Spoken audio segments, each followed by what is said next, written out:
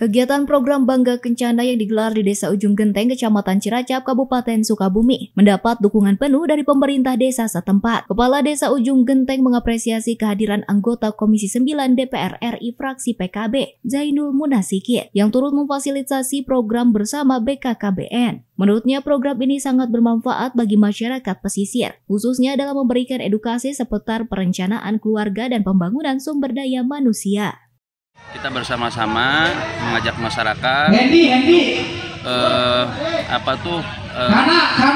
mengantisipasi untuk pernikahan dini dan penanganan stunting dan bagaimana caranya warga masyarakat ini untuk bisa menjadi keluarga yang berkualitas. Program Bangga Kencana sendiri merupakan salah satu strategi nasional untuk membangun keluarga berkualitas demi mewujudkan sumber daya manusia yang unggul. Dari Kecamatan Ciracap, Kabupaten Sukabumi, Indra Sopian, Tim Liputan MGS TV melaporkan.